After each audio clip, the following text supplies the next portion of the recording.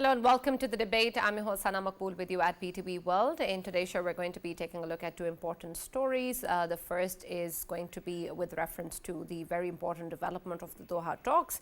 And this is even more so important because the Taliban government is going to be, has participated in the Doha Talks and is part of this round. Earlier, the two rounds that were held, they were not part of it. The first in which they were not invited, and the second which they refused to attend based on the fact that their own conditions were not met by the UN. But we've seen, of course, now that this participation has been confirmed, that the delegation of the Afghan Taliban regime are currently present in Doha and, of course, had their meetings with the UN envoys on the 30th of June. And this is important, especially with reference to how exactly will the plan be developed moving forward in terms of what is going to be the best course of action for the international community to take forward in light of the fact that the conditions that earlier had been, or the assurances that had been given by the Afghan Taliban regime have so far not been met. And then, of course, the kind of humanitarian crisis that we've seen due to the fact that the country is not recognized, and of course there's a lot of financial barriers,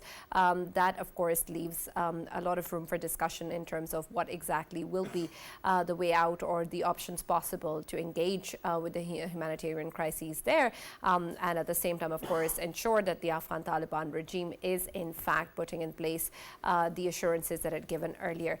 There are a number of observations, of course, already that have come in from the Doha Talks, with, of course, most notably the kind of response that we've seen coming in from civil society activists, particularly women groups who have criticized the fact that no women leadership or representative was invited or to be part of the talks. And then, of course, moving forward, what exactly will be the discussion based on the fact that the condition of the civil society groups not being there has also been met to include, of course, the Afghan Taliban regime in the discussion. And the issue of appointing a UN representative, special representative to Afghanistan, was also not on the agenda. So we're going to be taking a look at the impact and the importance that these Doha talks will have, given the fact that it seems that a positive air is being communicated and reported coming from the talks, and that the world seems to be willing to at least engage with the Afghan Taliban regime and vice versa. So we're going to be taking a look at what these talks mean and what impact will they have, and whether or not they will be able to provide the true justice for people on ground, and moving forward an appropriate and reasonable way of interaction with Afghanistan and, of course, the international community. Our next segment is going to be taking a look at politics within Pakistan as well, what the situation is and how different groups have been reacting and evolving moving forward. We've seen, of course, that the two opposition parties, the PTI and the JUIF, have previously criticized the counterterrorism operation and approach also that has earlier been launched by the government, the Azam istihkam, and then also, of course, with regards to various responses coming from both sides, a lot then is left for discussion in terms of what exactly will be the way forward. The JUIF chief has also talked about how the PTI seems to be confused as to what course of action they're going to be taking. At the same time, he's also of the opinion that there is going to be that there hasn't been a lot of responses or reassurances that the government has been able to provide. He's also called for snap elections in the country, saying that the PTI is welcome for dialogue, but if that doesn't happen, that they're going to proceed forward with this call regardless.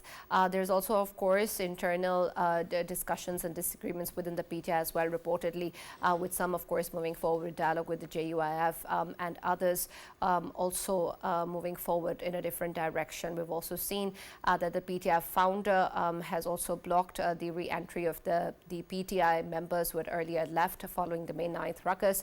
And so this is something that will now be decided by a 7-member committee that has been formed, and upon his release will be there moving forward. Then there's, of course, also the resignation of Mr. Umar Ayub. And so we're going to be taking a look at the kind of discussion and changes that this leaves to the party, and then, of course, for the overall government as well. That's going to be our focus in the discussion today. For this and more, as always, in the studios, I've been been joined by senior analysts Farrukh K.Pitafi and Raja Faisal. We've also been joined online for our first segment by the former ambassador of Pakistan to Afghanistan, Mr. Mansoor Khan. Thank you very much, Mansoor Sahab, for joining us and being a part of today's discussion. And I'd like your perspective first with reference to the very important Doha Talks. Of course, this is the third round, but it's of course, it holds a lot of importance given the fact this is the first time that the Afghan Taliban regime is in fact in attendance. What hopes do you have so far from these talks in terms of the engagement that the international community has made and in terms of the way forward with Afghanistan before we dive into more details about different issues? Yeah, thank you very much. I understand you are asking this question from me. I believe, since Taliban had taken over Afghanistan in Kabul in 2021, the government in Afghanistan and Afghanistan's state system had been unrecognized in the international system. And since then, Taliban were actually being, invited for dialogue with different regional fora or regional platforms, or by the neighbors, or sometimes in some meetings in Doha. But there was no formal invitation by the United Nations or collectively by any international organization to Taliban for participation in talks with regard to the future of Afghanistan. First two meetings which after Taliban takeover in the last 3 years, which Doha system had organized, in those meetings Taliban were either not invited or they did not attend these meetings. This is the first time that in this third meeting Taliban have been invited for discussions with regard to on a very selective agenda item. The purpose is to engage with Afghan Taliban and to explore as to how there can be some progress in the way forward. In this Doha meeting, the agenda is going to be very limited, and the two sides will actually just come and discuss with each other how economic issues can be discussed or handled, or some grievances of common Afghans can be addressed through some economic relaxations with Afghanistan, or some climate and natural disaster related issues, how Afghanistan can be provided more humanitarian relief in that particular respect. As regards the political issues such as inclusive system in Afghanistan or human rights issues, they are not formally on the agenda, but there are some human rights group, women rights group, which have been there in Doha, who have attended these meetings. Although there has been no direct Taliban interaction on these issues. In a very realistic assessment, I think this is just beginning of a process. We could not expect much coming out of this particular meeting, and nothing has, in terms of major breakthrough, has actually come. But it is the start of a process. And in this process, the two sides, the world community, the international community, will be engaged with Afghan Taliban regime, their Afghan interim government, because in the last 3 years, one reality has been established that Afghan Taliban, Afghan interim government has established and strengthened and consolidated their control over Afghanistan. So it is incumbent upon the international community to engage with them and see how there can be normalization of governance inside Afghanistan, political issues in Afghanistan, human rights issues in Afghanistan, and their interaction with the rest of the world. Now, going to reaching a point where we can say that Afghan interim government or Afghanistan's interaction with the world under Taliban has normalized to some extent, I think it's too early to say. It will take some time, because two sides' positions are too apart. Afghan interim government is an exclusive Afghan Taliban regime, which is not recognized by the world at large. Although some countries are now gradually coming closer, Russia and China are building some kind of contacts with them, but still, I think they are quite far from recognition. in the short term, some relief can come for Afghan people if international community in the coming months and in coming months decides to provide some relaxation, such as lifting or removing banking restrictions on Afghanistan. But so far, no such decisions have been taken, and it will depend upon how the dialogue between Afghanistan and the international community, led by the United States system, moves forward. So, this is how the process should be seen. Obviously spent quite a lot of time there. You were ambassador of Pakistan in Kabul, and while the process was taking the shapes, you were present in there. I'm talking about Doha Accord. Earlier you mentioned that of course this meeting is going to be the initiative, or an initiative that is of course going ahead towards the roadmap for fixing everything in Afghanistan. But isn't it true that Doha Accord itself talked about inclusiveness of all of the races, all of the stakeholders within Afghanistan, number one, and number two, not allowing their land to be used against any of the neighboring countries, including Pakistan, for the terrorism purposes. It is still being used. And the third one, which very smartly evaded by of course Afghan Taliban, that is related to women rights, especially right to education. That is not being provided to females in Afghanistan. How do you see, shouldn't it be the time when the world should be pressurizing rather than considering it an initiative that they have taken so that they can put Taliban on the roadmap? Rather than that, they should have been condemning that since the Doha Accord, they did not do anything in their country to, of course, comply with the Doha Accord. And Ambassador sir, pardon me to add to your burden, but I just wanted to actually pick on something that you earlier said, that there's a possibility of some relief on banking restrictions. I just wanted to know, because you have actually served there, you must have seen it. How does Afghan economy work? Because my understanding is that their currency, last it was printed was at the time of Ashraf Ghani. After that, they don't even have the capacity to print more money. So how do they actually operate in this situation, and why is it that Afghani still remains stable? Yeah, these are very valid points.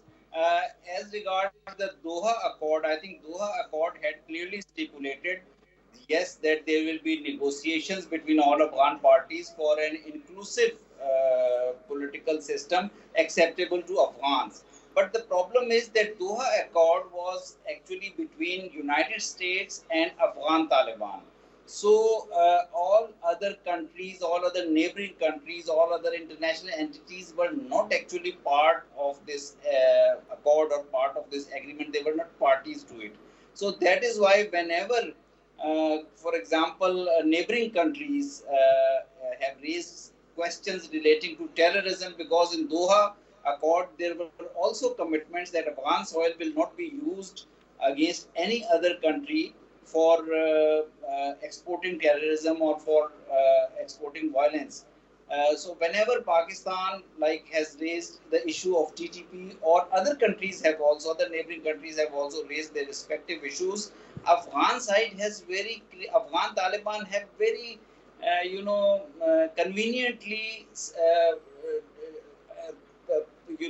brought the excuse forward that this is that these countries, neighboring countries, are not a party to Doha Agreement, and that is where I think things have remained stuck between Afghanistan and its neighbors and the region. Now, at the same time, as you said, that there has been no forward movement on political inclusivity or human rights. Restrictions were placed in March 2022, for girls going to schools, and then girls cannot also go openly to universities. Women don't have an access to work in professional institutions or offices. These are the conditions which are actually the gap between Afghan state and international community. And I believe that unless and until Afghan Taliban are willing to show some kind of relaxation in moving forward to an inclusive setup and in moving towards a human rights framework where Right. girls and women's rights And are addressed. Ambassador Saab, if you look at the Doha talks currently as well, they themselves don't seem to be that inclusive. There wasn't any invitation given to a female participant, and that, of course, has resulted in a lot of criticism and protests coming in from their side as well, and the civil society groups too. If the UN bodies or the international community in their own interaction with Afghanistan cannot be inclusive, how will they expect the Afghan Taliban regime to actually bring that in the country? Good question. Yeah, so that is why it is important that unless and until Afghan Taliban Afghan interim government realizes that they are bridge that gap, that provide a normal environment for women to go to work, provide access of the girls to schools, and interact with United Nations institutions with regard to women empowerment, with regard to women rights as they are applicable in other countries recognized by the UN, or even media freedoms and other areas and political inclusivity. These gaps will continue to hinder normalization of Afghanistan. And one question which was earlier asked about Afghan economy, Afghan economy during last 20 years when the US was there was running because of the United States support. US was providing US or US allies were providing the amount required, dollars required for running the Afghan state. Once United States has withdrawn its forces, NATO have withdrawn its forces, so intake of foreign funds into Afghanistan, intake of assistance into flow of assistance into Afghanistan has drastically reduced. Why their currency is stable is because the United Nations and its humanitarian organizations are providing about 40 to 50 million dollars per week in cash to Afghanistan, which is keeping the Afghan economy at a basic minimum stable point. But I get that, Ambassador Sahab, I get that. But the question was particularly given the fact that the currency used to be printed in Europe before Afghan Taliban took over, and it is our understanding that when they took over, they went to their state bank and asked where is the foreign currency, and they were told that it is abroad. But their own capacity to print their own currency is not there. If there is limited money, either it appreciates or it depreciates. It cannot stay stable. So there is something very eerie going on, especially when it comes to trading with other countries. Even now being printed in Europe, I think it is Poland where Afghan currency is printed. And once the United States and NATO forces withdrew for some point, for some months or a year or so, there was some gap when the printing was stopped. But later, once the United Nations system and United States had some discussions with the Afghan interim government. Some arrangements were agreed between Afghan interim government and the international community to allow printing of Afghan currency there so that Afghan economy can continue. Now, full normalization of Afghanistan's economy will be when Afghanistan can trade with its neighbors, with the region, and with the international community. That cannot take place unless and until the restrictions on Afghan banks are removed. There cannot be any financial transactions with Afghanistan by the international community for its imports or exports. Even the salaries of embassies and expatriates or diplomatic missions are taken into Afghanistan into cash. So this situation is not sustainable for a long time, and therefore it will be a requirement for Afghan people, Afghan state, as well as the international community for reaching towards a stage where some normalization takes place with regard to Afghanistan's state in the international system. And that is where Doha system will be trying to make some progress. But again, Afghan Taliban's rigid interpretation of ideological issues such as human rights, role of women in the society, or political issues such as inclusivity. These are big hindrances in terms of towards normalization. Right.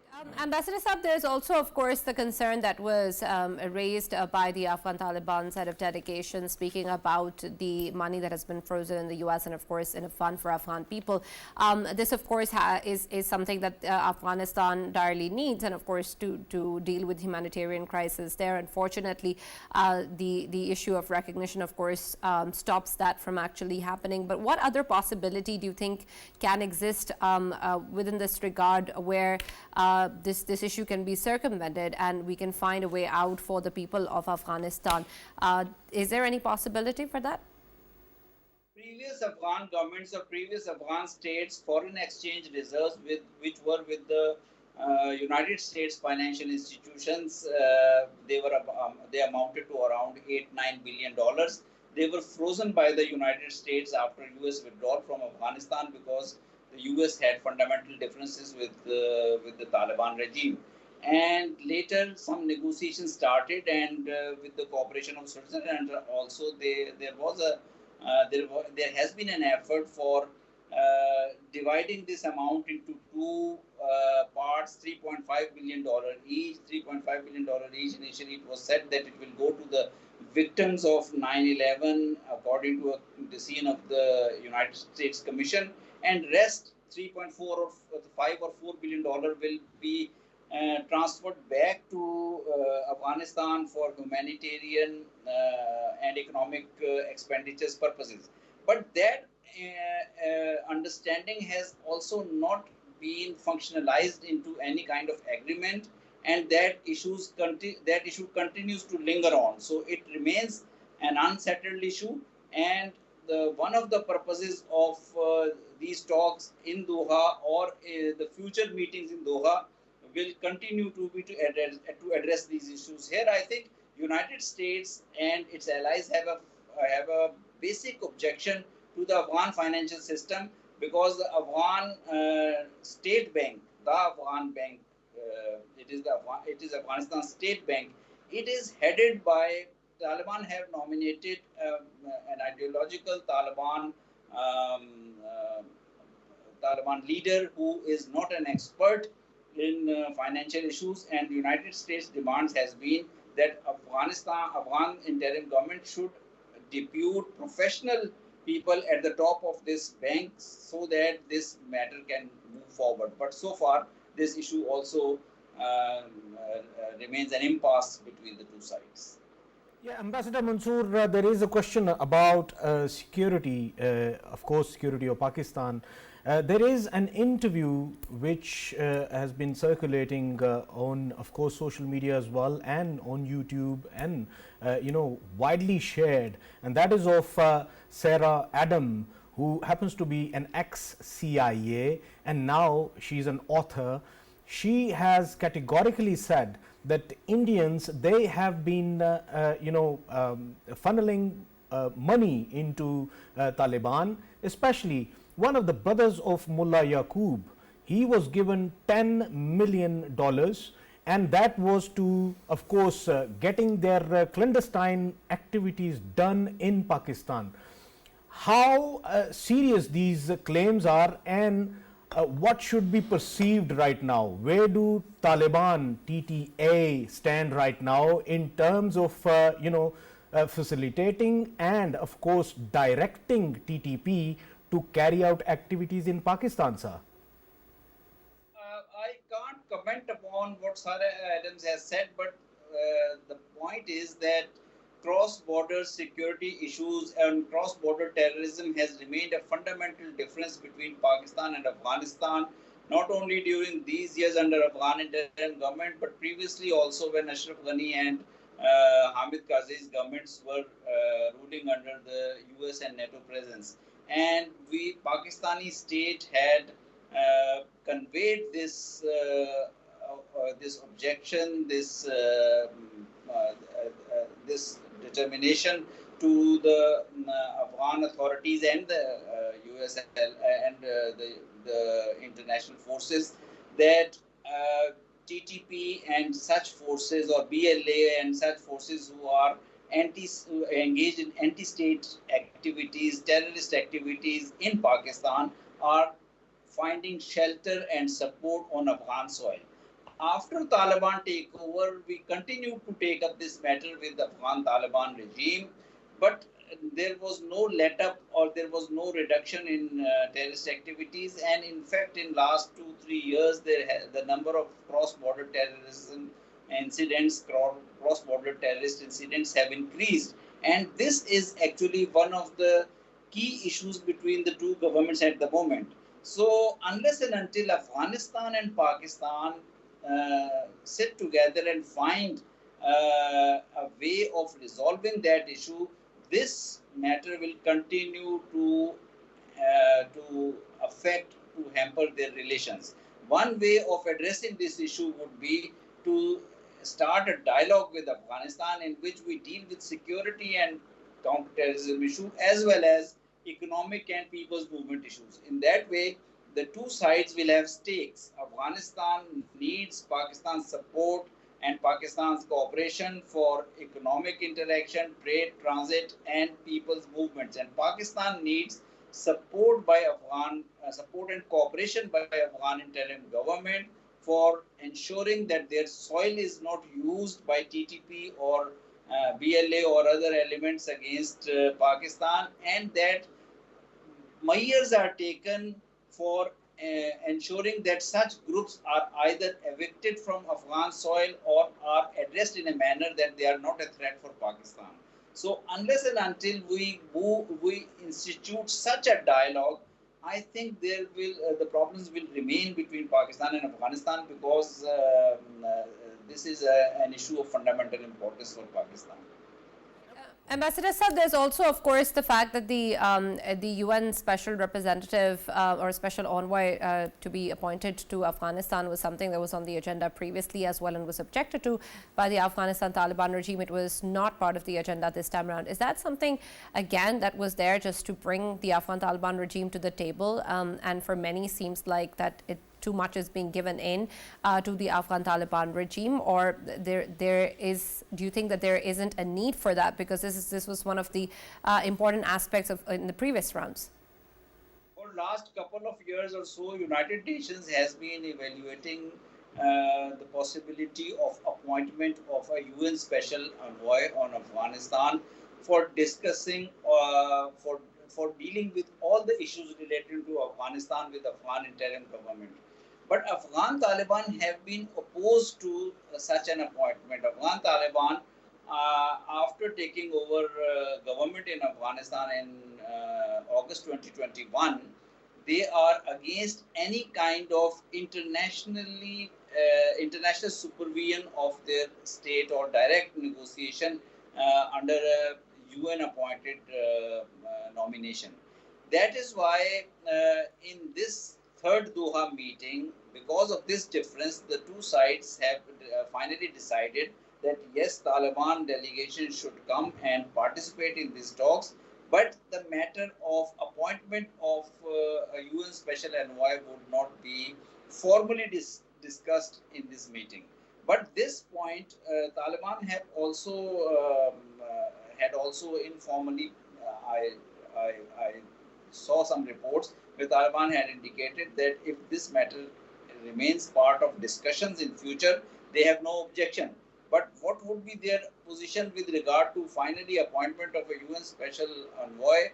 It will have to be seen in the future meetings. But this has been one of the key factors in negotiations between the United Nations. UNAMA is present in Kabul. UNAMA office is a big office in Kabul, but there is no UN special envoy on Afghanistan since Taliban took over in 2021. Ambassador Mansoor, earlier you talked about that, of course, Pakistan can ask the Afghan Taliban to, of course, do not allow TTP or BLA to carry out any activities in Pakistan by using the Afghan soil. What about the ISIS Khorasan? Because if we look at ISIS Khorasan is an entity that has been, of course, in war against Taliban TTA as well.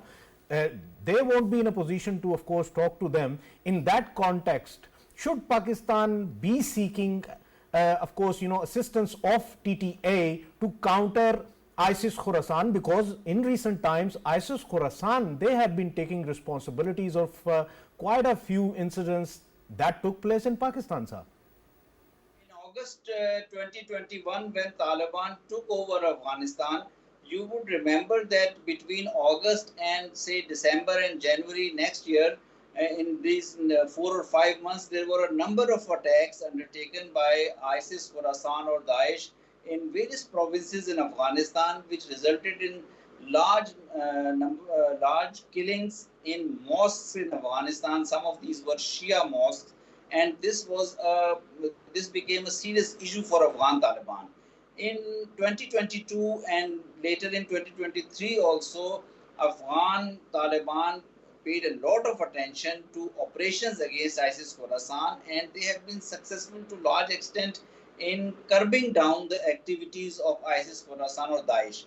But Daesh, according to international institutions reports, according to UN reports, according to US security reports, Daesh still remains present in Afghanistan in some pockets. And that is where Afghan Taliban really fear or really apprehend that if they take some kind of nasty action against TTP or some kind of strong military action against TTP on their soil, and some of the TTP commanders may start diverting towards Daesh or other such groups, it will become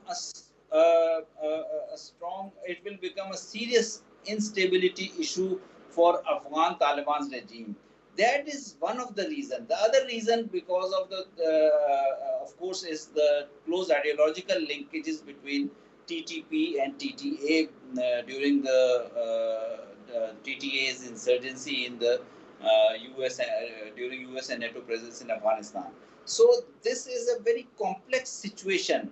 Afghan Taliban will, therefore, it will have to be sensitively taken up with Afghan Taliban.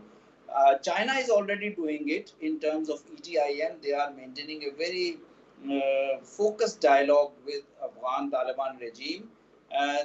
Tajikistan has serious issues on presence of such extremist elements along their border in northern provinces in Afghanistan, and Pakistan has these issues with regard to TTP and BLA.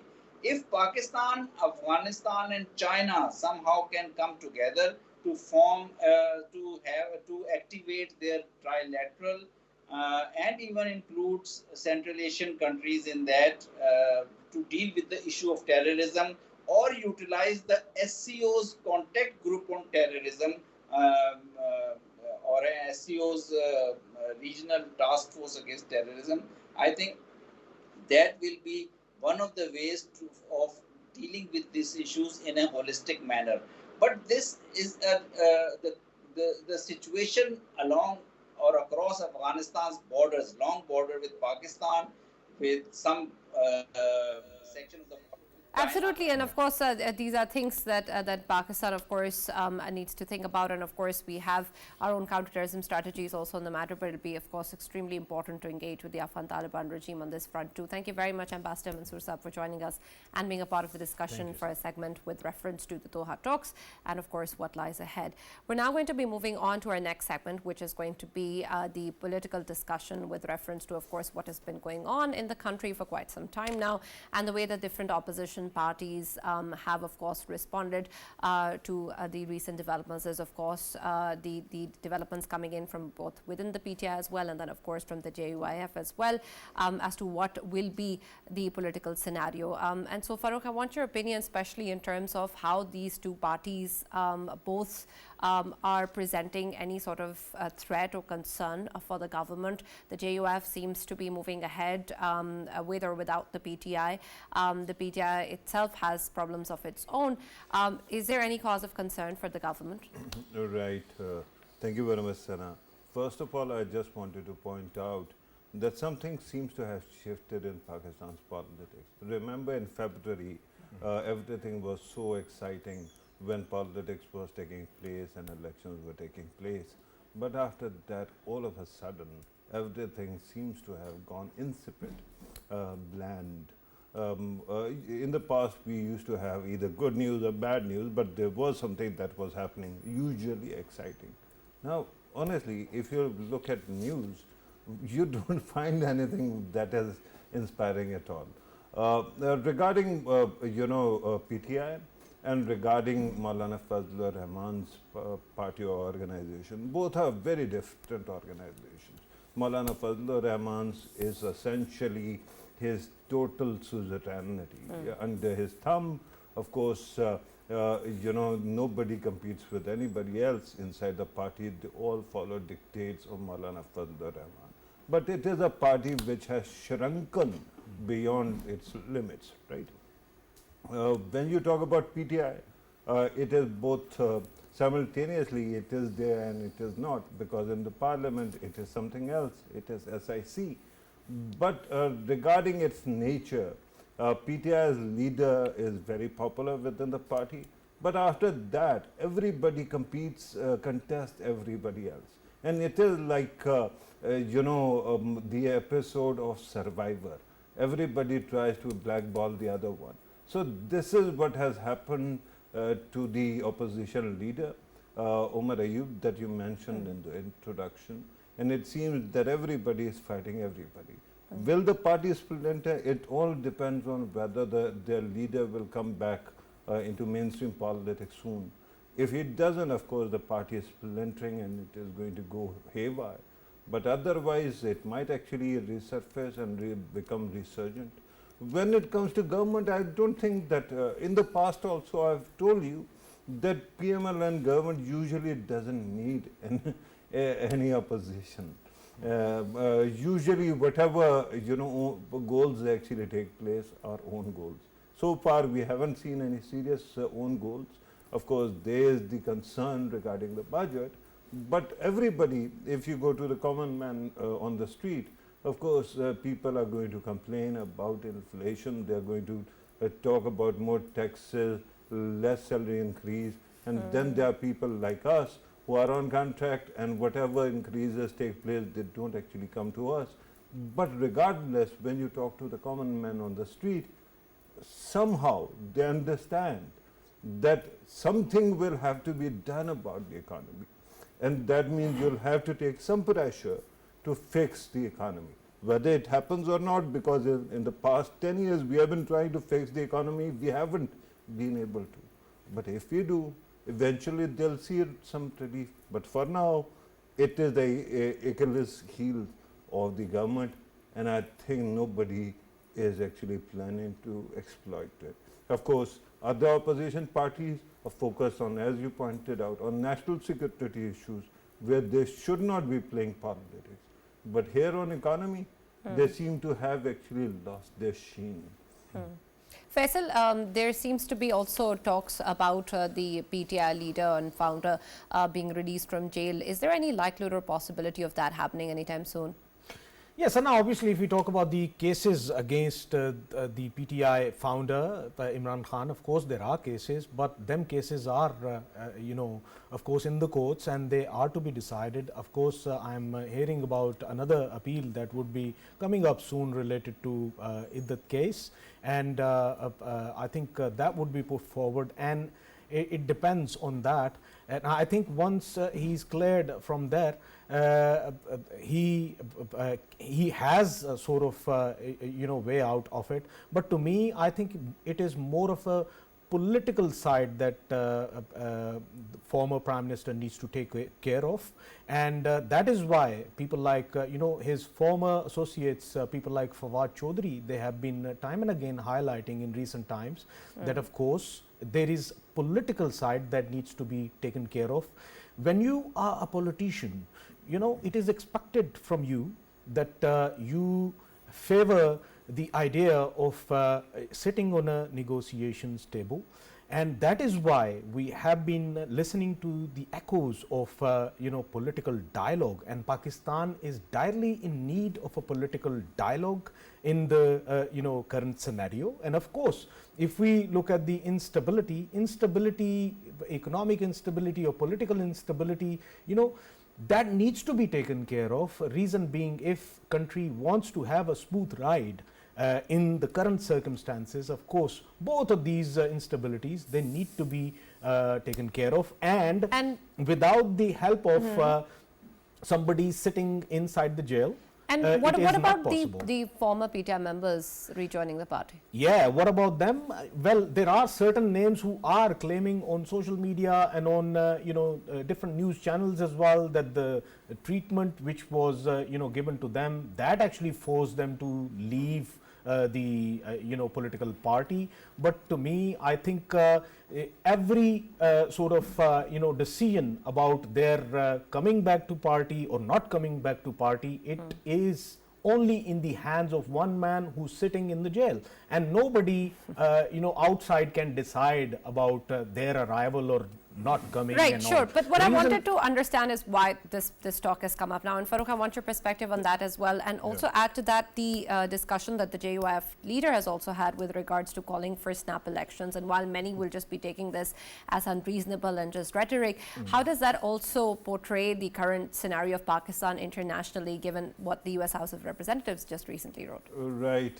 First of all, regarding the people who left and who think that they might actually join back the party. To be honest, I mean, their joining back will be an insult to all the women and all the people who actually suffered for siding with the party.